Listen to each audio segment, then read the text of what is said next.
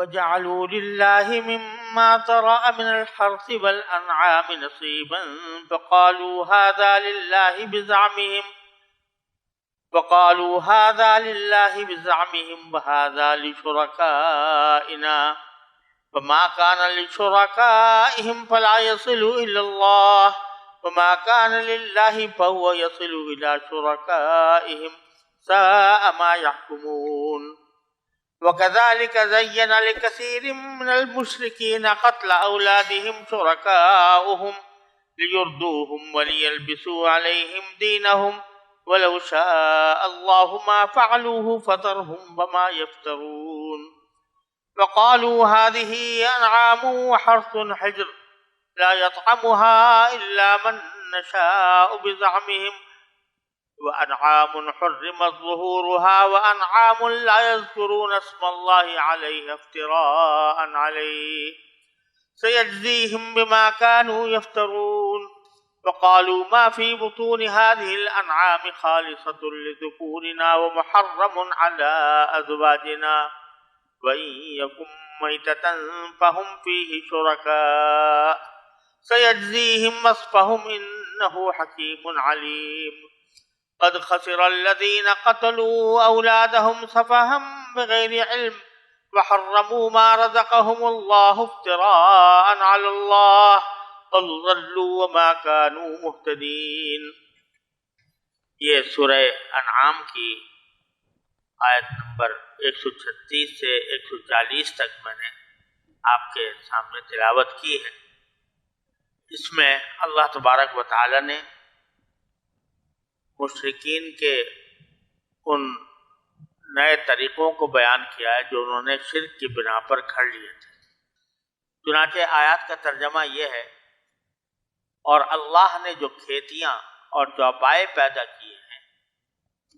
ان لوگوں نے ان میں سے اللہ کا بس ایک حصہ مقرر کر لیا ہے. چنانچہ بزعم خود یوں کہتے ہیں کہ یہ حصہ تو اللہ کا ہے اور یہ ہمارے ان معبودوں کا ہے جن کو ہم خدائی میں اللہ کا شریک مانتے ہیں. پھر جو حصہ ان کے شریکوں کا ہوتا ہے وہ تو کبھی اللہ کے پاس نہیں پہنچتا، اور جو حصہ اللہ کا ہوتا ہے وہ ان کے گھڑے ہوئے معبودوں کو پہنچ جاتا ہے. ایسی بری بری باتیں ہیں جو انہوں نے طے کر رکھی. اور اسی طرح بہت سے مشرکین کو ان کے شریکوں نے یہ سجھا رکھا ہے کہ اپنے اولاد کو قتل کرنا بڑا اچھا کام ہے، تاکہ وہ ان مشرکین کو بالکل تباہ کر ڈالے اور ان کے لیے ان کے دین کے معاملے میں مغالطے پیدا کر. اور اگر اللہ چاہتا تو وہ ایسا نہ کر سکتے، لہذا ان کو اپنی افطرا پردازیوں میں پڑا رہنے دو. اور یوں کہتے ہیں کہ ان چوپایوں اور کھیتیوں پر پابندی لگی ہوئی ہے. ان کا زعم یہ ہے کہ ان کو سوائے ان لوگوں کو کوئی نہیں کھا سکتا جنہیں ہم کھلانا چاہیں. اور کچھ چوپائے ایسے ہیں جن کی پشت حرام قرار دے دی گئی ہے، اور کچھ چوپائے وہ ہیں جن کے بارے میں اللہ پر یہ بہتان باندھتے ہیں کہ ان پر اللہ کا نام نہیں لیتے. جو اس طرح پردازی یہ لوگ کر رہے ہیں، اللہ انہیں عن قریب اس کا پورا پورا بدلہ دے. نیز وہ کہتے ہیں کہ ان خاص چوپایوں کے پیٹ میں جو بچے ہیں وہ صرف ہمارے مردوں کے لیے مخصوص اور ہماری عورتوں کے لیے حرام، اور اگر وہ بچہ مردہ پیدا ہو تو اس سے فائدہ اٹھانے میں سب مرد و عورت شریک ہو جاتے ہیں. جو باتیں یہ لوگ بنا رہے ہیں اللہ انہیں عن قریب ان کا پورا پورا بدلہ دے گا. یقیناً وہ حکمت کا بھی مالک ہے، علم کا بھی مالک ہے. حقیقت یہ ہے کہ وہ لوگ بڑے خسارے میں ہیں جنہوں نے اپنی اولاد کو کسی علمی وجہ کے بغیر محض حماقت سے قتل کیا، اور اللہ نے جو رزق ان کو دیا تھا اسے اللہ پر بہتان باندھ کر حرام کر دیا. وہ بری طرح گمراہ ہو گئے ہیں اور کبھی ہدایت پر آئے ہی نہیں. جیسا کہ میں نے عرض کیا تھا، یہ آیتیں مشرکین کی ان خصوصی جزوی رسموں کی تردید کے لیے نازل ہوئی ہے جو انہوں نے بڑے احمقانہ طریقے پر گھڑ رکھی تھی، اور در حقیقت یہ ان کے شرک کا ہی شاخسانہ تھا، اس کے کچھ اس سے پہلے بھی گزر چکے ہیں۔ اللہ تبارک و تعالیٰ نے یہاں ان کی جو خاص خاص رسمیں ہیں ان کو تفصیل کے ساتھ بیان فرمایا ہے۔ مثلا ان کی ایک رسم تو یہ تھی کہ جو کھیتی ہوتی تھی، کھیتی کی جو پیداوار ہوتی تھی یا چوپایوں کے سے جو پیداوار ملتی تھی دودھ وغیرہ کی شکل میں یا کسی اور فائدہ مند چیز کی شکل میں، تو اس میں دو حصے لگاتے تھے، کہتے تھے ایک حصہ یہ اللہ میاں کا ہے اور دوسرا حصہ ہمارے بتوں کا ہے جن کو ہم نے خدائی میں اللہ تعالیٰ کے ساتھ شریک کر۔ اول تو یہ حماقت کہ اللہ کا حصہ بنایا اور اس کے ساتھ دوسرا حصہ ان پر بتوں کا بنا دیا جن کو یہ خدائی میں اللہ کے شریک قرار دیتے تھے۔ یہ جب طے شدہ بات ہے اس کو وہ مانتے بھی تھے کہ یہ ساری کھیتیاں یا چوپائے یہ سب اللہ کے پیدا کیے، لہذا اس میں اللہ کے علاوہ کسی اور کا حصہ لگانا یہ بذات خود ایک حماقت کی بات تھی اور شرک کا ایک بہت بڑا شعبہ تھا۔ یہ ظلم تو کرتے ہی تھے کہ اللہ کے ساتھ دوسروں کو بھی شریک کر لیا۔ اس ظلم پر بالائے ظلم یہ ایک اور ظلم اس کے اوپر یہ کہ اگر کبھی پیداوار میں کوئی کمی آ جاتی جو اللہ کا حصہ مقرر کیا تھا اس میں سے اس کمی کو دور کر دیتے۔ مثلا شریکوں کے لیے بتوں کے لیے جو پیداوار مقرر کی تھی، جتنا حصہ مقرر کیا تھا، کوئی آفت آ گئی اس کی وجہ سے اس میں کمی واقع ہوئی، تو اب اس کمی کو اللہ میاں کے حصے سے پورے کر دیتے کہ اللہ تبارک و تعالی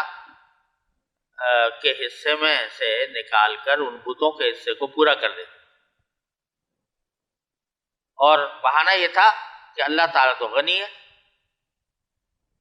اور اس لیے ان کو حصے کی ضرورت ہی نہیں ہے، تو اس لیے وہ ان کا حصہ اللہ تعالیٰ کا حصہ نکال کر وہ بتوں کے نام پر دے دیتے تھے تاکہ ان کا حصہ پورا ہو جائے۔ گویا اللہ تبارک و تعالیٰ کا جو حصہ ہے اس کی تو کوئی خاص اہمیت ہے نہیں، اور اہمیت یہ ہے کہ ہمارے بتوں کو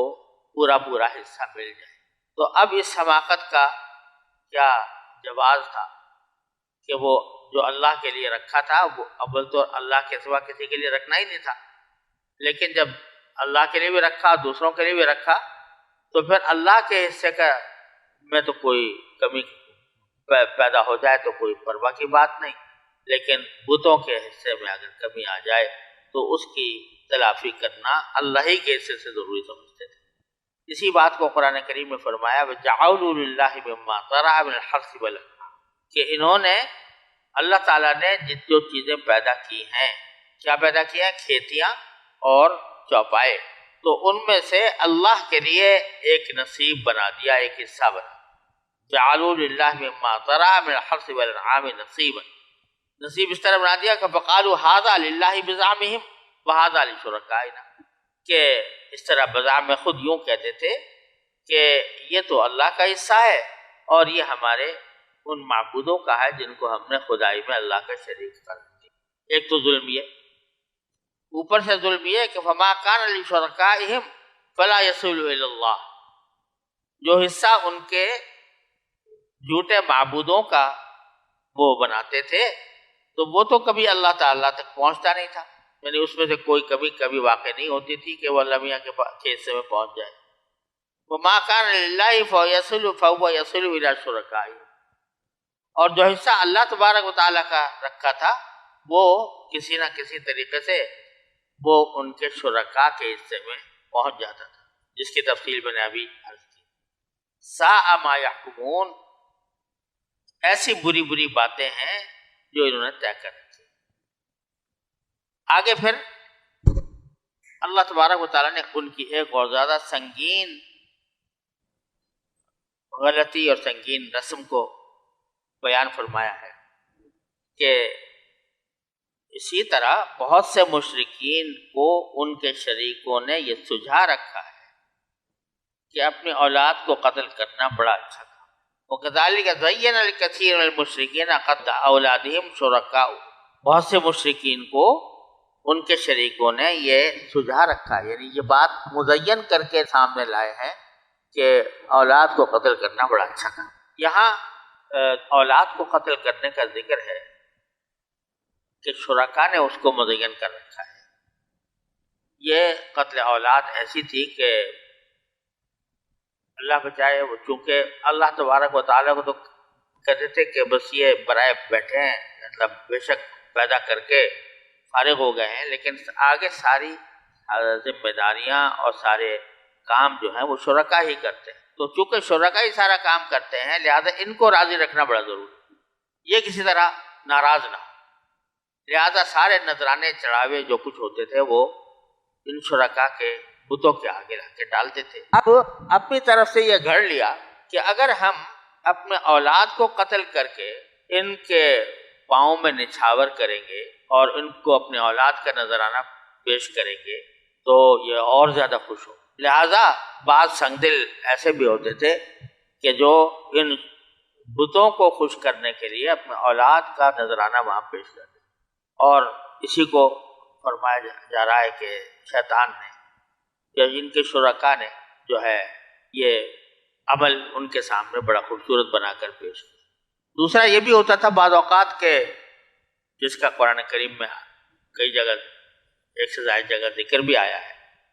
کہ یہ سمجھتے تھے کہ اگر اولاد ہوگی تو اس کو کھلائیں گے کہاں سے، ہمارے پاس کھانے کو کچھ ہے نہیں، اولاد ہو جائے گی تو بڑی ہو گئی تو ہمیں اس کو بھی کھلانا پڑے گا، اس لیے قتل کر ڈالتے تھے۔ اور تیسرے ایک انتہائی قبیح رسم یہ تھی کہ جو بیٹی ہوتی تھی، بیٹی کو یہ اپنے لیے بدقسمتی سمجھتے تھے کہ ہمارا بیٹی ہو گئی۔ جیسے قرآن کریم میں کئی جگہ اس کا ذکر آیا ہے کہ وہ کسی کے ہاں اگر بیٹی ہو گئی تو وہ اپنا منہ چھپاتا پھرتا تھا کہ کہیں لوگوں کو پتہ نہ چل جائے کہ میرے ہاں بیٹی ہوئی ہے، اور اس کو پھر زندہ درگور کر دیتے تھے، یعنی زندہ ہی اس کو زمین میں دفن کر دیا کرتے تھے۔ یہ قتل اولاد کی مختلف صورتیں تھیں۔ تو اللہ تبارک و تعالیٰ فرماتے ہیں کہ جس طرح انہوں نے یہ رسم جو گھڑی ہے کہ یہ حصہ اللہ کا، یہ حصہ بتوں کا، تو اسی طریقے سے ان کے بتوں نے یا ان کے شریکوں نے وہ یہ باتیں بڑی مزین کر دی ہیں کہ ان کا اولاد کو قتل کرنا بڑا اچھا کام ہے۔ اور یہ کیسے ہوا؟ لِيُرْدُوهُمْ وَلِيَلْبِسُوا عَلَيْهِمْ دِينَهُمْ، تاکہ ان کو ہلاکت میں ڈالیں اور ان کے لیے ان کے دین کے معاملے میں مغالطے پیدا۔ یہاں ایک بات سمجھنے کی ہے کہ اللہ تعالیٰ نے فرمایا ہے کہ ان کے شرکا نے ان کے لیے یہ بات مزین کر دی ہے، یا اس قتل اولاد کو اچھا قرار دیا ہے کہ یہ بڑا اچھا کام۔ تو یہ لوگ جن کی عبادت کرتے تھے ان کا تو کوئی وجود ہی سرے سے نہیں تھا، نہ ان شرکا کا، نہ یہ جو پتھر کے بت بنائے ہوئے تھے ان کا، یہ تو بے جان پتھر تھے، ان کے اندر یہ صلاحیت نہیں تھی کہ کسی کے لیے کوئی چیز خوبصورت بنا کر پیش کریں، کسی کے لیے مزین بنا کر پیش کریں۔ تو اس سے معلوم ہوا کہ شرکا کے مزین کرنے کا مطلب یہ ہے کہ انہوں نے اپنے ذہن میں جو ان کو خدا کا شریک قرار دے رکھا تھا، اس عمل شرک نے ان کے دلوں میں یہ اس بات کی خوبصورتی پیدا کر دی کہ اپنی اولاد کو قتل کر۔ یعنی جب ایک مرتبہ یہ مان لیا کہ یہ ہمارے مشکل کشا ہیں، کارساز ہیں، یہ مان لیا، اور یہ مان لیا کہ ان کے سامنے جتنے نذرانے چڑھاوے پیش کیے جائیں گے وہ خوش ہوں گے، تو اب اس کا لازمی نتیجہ یہ تھا کہ جتنا مشکل سے مشکل نذرانہ پیش کرو اتنی ان کی زیادہ خوشی حاصل ہوگی۔ تو اس لحاظ سے وہ ان شرکا نے ان کو مزین کیا تھا، یعنی انہوں نے جو شرکا مان رکھے تھے انہوں نے اس بات کو مزین کیا۔ اب رسول کریم صلی اللہ علیہ وسلم جب ان کو اسی عمل کرتے ہوئے دیکھتے، یہ گناہوں کام کرتے ہوئے دیکھتے اور ان کو سمجھاتے اور باز نہ آتے تو آپ کو رنج ہوتا تھا۔ تو اللہ تعالیٰ فرماتے ہیں وَلَوْ شَاءَ اللَّهُ مَا فَعَلُوا، اگر اللہ تعالیٰ چاہتا تو یہ نہ کر پاتے، مطلب یہ کہ اللہ تعالیٰ ہو سکتا تھا کہ زبردستی ان کو اس شرک کے کاموں سے روک دے، شرک کے کام ہونے ہی نہ دے، لیکن اللہ تعالیٰ نے یہ دنیا پیدا کی ہے آزمائش کے لیے، اس واسطے کسی کو مجبور نہیں کیا کہ وہ ایمان پر مجبور ہو یا کفر پر مجبور ہو۔ تو اگر تعالیٰ چاہتا تو نہ کرتے، لیکن چونکہ اللہ تعالیٰ نے یہ چاہا کہ دنیا کے اندر دنیا کو دارالامتحان بنایا جائے، تو اس واسطے مجبور نہیں کیا ان کو کہ مشرکانہ حرکتیں چھوڑیں۔ فَذَرْهُمْ وَمَا يَفْتَرُونَ، لہذا آپ پرواہ نہ کیجئے، ان کو اپنے حال پر چھوڑ دیجئے، اور جو یہ بہتان باندھ رہے ہیں اللہ کے اوپر، ان بہتانوں کی پرواہ نہ کیجئے۔ پھر آگے ایک اور قسم بتائی ہے ان کی رسم کی، وَقَالُوا هَٰذِهِ أَنْعَامٌ وَحَرْثٌ حِجْرٌ، اور یہ کہتے ہیں کہ ان چوپایوں اور کھیتیوں پر پابندی لگی ہوئی، یعنی کچھ جانور ایسے ہوتے ہیں جن کے اوپر کہہ دیتے ہیں کہ پابندی لگی ہوئی، یہ کوئی استعمال نہیں کرے گا، یا کوئی ہماری مرضی کے خلاف استعمال نہیں کرے گا۔ اسی طرح جو کھیتی ہوتی تھی اس کھیتی کے بارے میں کہتے ہیں یہ ممنوع کھیتی ہے، اس کو کوئی استعمال نہیں ہوگا۔ لا يطعمها الا من نشاء، کیا پابندی لگی ہوئی ہے کہ اس کو کوئی نہیں کھائے گا سوائے ان لوگوں کے جن کو ہم چاہیں۔ ہم سے مراد جو بڑے بڑے مشرکین کے سردار تھے، تو وہ کہتے بھائی دیکھو یہ کھیتی جو ہے ممنوع ہے، یہ جانور ممنوع ہے، ہم جس کو کہیں گے وہ کھا سکتا ہے، جس کو ہم نہیں کہیں گے وہ نہیں کھا سکتا۔ ایک یہ برسم بنا دی۔ دوسری یہ بنائی ہوئی تھی کہ انعام حرمت ظہورها، کہ کچھ چوپائے ایسے تھے کہ جن کی سواری حرام کر دی تھی، یعنی یہ کہہ دیا تھا کہ ان چوپایوں کے اوپر سواری کرنا بالکل منع ہے۔ اللہ کے جن لوگوں کو شریک بنایا ہوا تھا ان کی طرف سے کہتے ہیں یہ پابندی ہے کہ اس پر کوئی سوار نہیں ہوتا۔ وَأَنْعَامٌ لَا يَذْكُرُونَ اسْمَ اللَّهِ عَلَيْهِ افْتِرَاءً عَلَيْهِ، اور کچھ چوپائے ایسے تھے کہ اس پر اللہ کا نام نہیں لیتے تھے، اللہ پر بہتان باندھ، یہ جو بحیرہ صاحبہ جو چھوڑ دیتے تھے نا اللہ کے نام پر، جو جانور چھوڑ دیے جاتے تھے آزاد، تو اب جب کبھی ان کو ذبح کرنے کی نوبت آتی تو اس پر اللہ کا نام لیتے، کہتے تو ہم نے بتوں کے نام پر چھوڑ دیا۔ تو اب جب ان کو ذبح کرنا ہے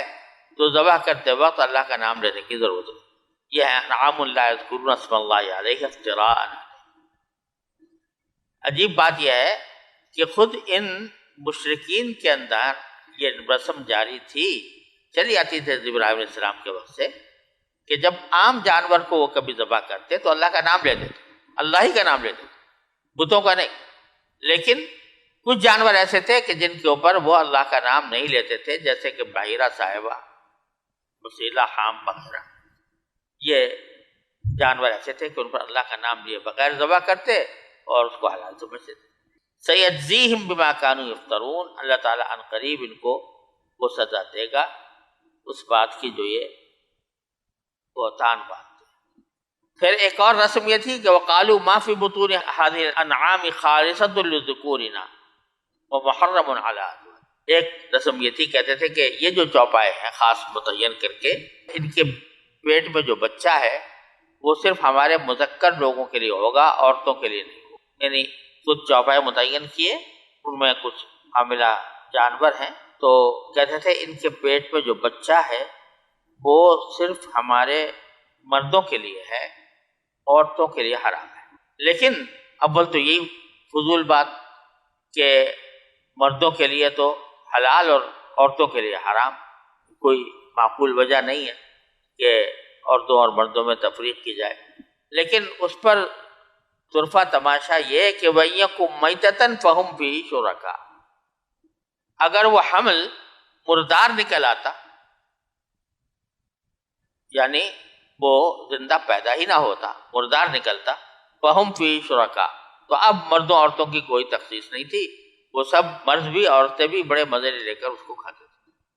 اب بتائیے یہ ساری رسمیں جو مشرکانہ جاری تھی وہ کتنی بے بنیاد اور کتنی لغو تھی۔ سَيَجْزِيهِمْ وَصْفَهُمْ، تو اللہ تعالیٰ فرماتے ہیں کہ ان کو یہ جو کچھ باتیں بنانے ہیں اللہ تعالیٰ ان کو اس کی سزا دے گا۔ انہ حکیم علیم، کیونکہ وہ حکمت والا بھی ہے، علم والا بھی ہے، اس کی حکمت بھی کامل ہے، اس کا علم بھی کامل ہے۔ تو جو کچھ یہ کر رہے ہیں اس کو جانتا ہے کہ اس کے پیچھے کیا عقیدہ کار فرما ہے، اور چونکہ حکمت والا ہے اس واسطے ابھی ان کو سزا نہیں دی ہے، جب وقت آئے گا تو اس وقت ان کو سزا دی۔ آخر میں پھر یہ سب جتنی بھی رسمیں بیان کی گئی تھی ان کو اکٹھا بیان کر کے فرمایا کہ جن لوگوں نے یہ رسمیں اختیار کی ہیں وہ بڑے خسارے میں، قد خسر الذین قتلوا اولادہم، کہ بڑے خسارے میں ہیں وہ جنہوں نے اپنی اولاد کو محض حماقت سے قتل، بغیر کسی علمی وجہ، سفہم بغیر، حرموا ما رزقہم اللہ، اور اللہ نے ان کو جو رزق دیا تھا اس کو انہوں نے حرام کر لیا ہے۔ کس طرح حرام کر لیا ہے؟ افتراء علی اللہ، اللہ تبارک و تعالیٰ پر بہتان باندھ کر کہ یہ اللہ نے حرام کیا۔ قد ضلوا وما كانوا مهتدین، اس طرح وہ خود گمراہ ہو گئے ہیں اور کبھی ہدایت پر تھے ہی نہیں۔ یہ جو مختلف ان کی رسمیں بیان ہوئی ہیں اس میں سے جو پہلی رسم بیان کی گئی تھی کہ کہتے تھے کہ یہ اللہ کے لیے اور یہ بتوں کے لیے، تو کچھ حصہ اللہ کے لیے مانتے تھے لیکن اس حصے کی کوئی خاص اہمیت ہی نہیں مانتے تھے، اور دوسرا حصہ جو بتوں کے نام پر تھا یا اپنے استعمال کے لیے تھا اس کے اندر کوئی کمی گوارا نہیں کرتے تھے۔ اس پر میرے والد ماجد حضرت مولانا مفتی محمد شفیع صاحب رحمۃ اللہ علیہ نے معارف القرآن میں ایک بڑی بات ایسی لکھی ہے جو ہم سب مسلمانوں کے لیے عبرت ہے۔ فرمایا کہ یہ تو مشرکین عرب کی ہے گمراہی اور غلط روش پر تنبیہ کی گئی ہے، اس کے ساتھ اس کے ضمن میں ان مسلمانوں کے لیے بھی ایک تعزیانہ عبرت ہے جو اللہ تبارک و تعالیٰ کی دی ہوئی زندگی اور اس کے بخشے ہوئے اعضاء و جوارح کی پوری توانائی کو مختلف حصوں میں بانٹتے ہیں۔ عمر اور وقت کا ایک حصہ اللہ اور اس کی عبادت کے لیے مخصوص کرتے ہیں، حالانکہ حق تو یہ تھا کہ عمر کے سارے اوقات اور لمحات اسی کی عبادت اور طاعت کے لیے وقت ہوتے ہیں۔ انسانی ضرورتوں اور مجبوریوں کے لیے ان میں سے کوئی وقت اپنے لیے بھی نکال لیتے، اور حق تو یہ ہے کہ پھر بھی اس کا حق کا شکر ادا نہ ہوتا۔ مگر یہاں تو حالت یہ ہے کہ دن رات کے 24 گھنٹوں میں سے اگر ہم کوئی وقت اللہ کی یاد اور عبادت کے لیے مقرر بھی کر دیتے ہیں تو جب کوئی ضرورت پیش آتی ہے اس میں نہ اپنے کاروبار میں کوئی حرج ڈالا جاتا ہے نہ آرام کے اوقات میں، سارا نزلہ اس وقت پر پڑتا ہے جو نماز، تلاوت یا عبادت کے لیے مقرر کیا تھا۔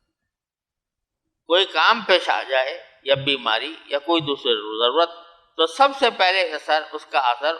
اس وقت پر پڑتا ہے جو ہم نے اللہ کے ذکر یا عبادت کے لیے مخصوص کیا۔ یہ کیسا غلط فیصلہ اور کتنی ناشکری اور حق تلفی ہے۔ یعنی اول تو اللہ تبارک و تعالیٰ کی بندگی کے لیے ہم پیدا ہوئے، لہذا حق تو یہ تھا کہ سارے اوقات اسی میں خرچ ہوں، لیکن اللہ تعالیٰ نے ہماری کمزوری کو مد نظر رکھتے ہوئے اپنے فضل و کرم سے ہمیں اپنے لیے رزق کمانے، کھانے پکانے کی بھی اجازت دی، لیکن اب ہم نے اسی کھانے پکانے کو اور کھانا حاصل کرنے کو اور کمانے کو اپنا اصل مقصد زندگی قرار دے دی، اور سارے اوقات اور سارا دھیان اور توجہ اسی طرف، اور اللہ کے عبادت و طاعت کی طرف توجہ یا تو ہے ہی نہیں العیاذ باللہ، یا ہے تو بہت تھوڑی مقدار میں، اور اس کا کوئی توازن اس وقت کے ساتھ نہیں ہے جو ہم نے اپنی دنیاوی حاجات کو پورا کرنے کے لیے مقرر کر رکھا ہے۔ تو جب کبھی دونوں میں تعارض ہوتا ہے تو سب سے پہلے زد میں یہی حصہ آتا ہے جو اللہ کے لیے مقرر کیا۔ تو یہ بھی ایک طرح سے انہی مشرکین کا جیسا عمل ہے جو یہ کہتے تھے کہ یہ حصہ اللہ کا ہے، یہ بتوں کا ہے، اور جو بتوں کا حصہ ہوتا تھا وہ کبھی اللہ تک نہیں پہنچتا تھا، اور اللہ کا حصہ جو ہے وہ پہنچ جاتا تھا بتوں کے پاس۔ تو اللہ بچائے اس طرح اختلاف ہیں وہ ان آیات کے مقصود کے خلاف۔